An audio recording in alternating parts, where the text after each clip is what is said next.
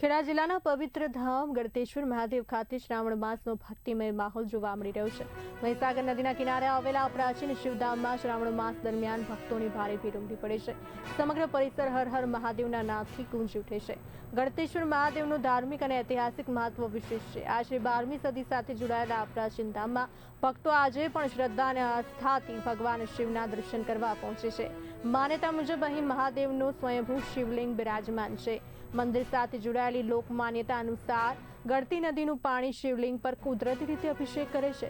મહીસાગર અને ગળતી નદીના સંગમને કારણે પણ આ સ્થળનું ધાર્મિક મહત્વ વધી જાય છે। મારું નામ કૌશિક પુરોહિત છે અને અહીંયા ઠાસરા તાલુકાના અમે ગોર મહારાજ છે। પૂજા વિધિ બધું ઇત્યાદિ ક્રિયાકર્મ કરીએ છીએ। મંદિરમાં તમે કર્મકાંડ કરી રહ્યા છો, શ્રાવણ મહિનો છે, શું કહેશો?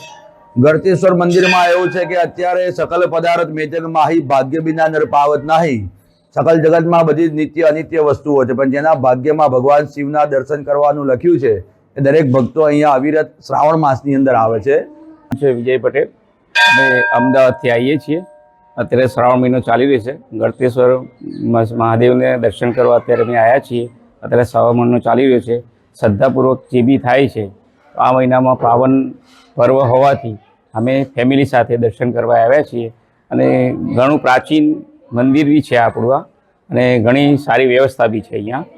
અને પ્રભુની અમારી એવી ઈચ્છાઓ હોય છે જે અમારી બધી મનોકામના અહીંયા અમારી પૂર્ણ થાય છે। મારું નામ ભરતદાસજી મહારાજ છે। ભરતદાસજી મહારાજ, ગળતેશ્વરનો મહિમા? ગળતેશ્વરનો મહિમા એટલે આ ગાલવ ઋષિના ટાઈમનું મંદિર છે। 12મી સદીનું છે। અહીંયા ગાલવ ઋષિ થઈ ગયા, જેમણે 10,000 વર્ષ તપસ્યા કરી, ત્યારે ભગવાને એમને શિવલિંગના રૂપમાં દર્શન આપ્યું। અને અહીંયા કુંતલપુર નામનું નગર હતું એવું કહેવાય છે, એવી દંતકથા છે। એનો રાજા હતો ચંદ્રહાસ। એ ચંદ્રહાસ ભરૂચથી આવ્યા છે બધા, અને અહીંયા ગળતેશ્વર દર્શન અમે શ્રાવણ મહિનામાં દર વખતે આવી રીતે બસ ઉપાડીએ છીએ અને દરેક જગ્યાએ શ્રાવણ મહિનામાં મહાદેવના દર્શન કરવા નીકળીએ છીએ। અમે ગળતેશ્વર હવે બીજી વાર આવી રીતે અમે બધો સંઘ લઈને આવ્યા છે। અહીંયા શું આશીર્વાદ મળે છે? સારા આશીર્વાદ મળે છે। અમે બધા સુખી રહીએ છીએ, પરિવાર શાંતિથી રહે છે, અને અમારી સોસાયટીમાં બી બધા સભ્યો સારી રીતે હળી મળીને બધે જ આવી રીતે શ્રાવણ મહિનામાં સાથે બસ લઈને અમે જઈએ છીએ।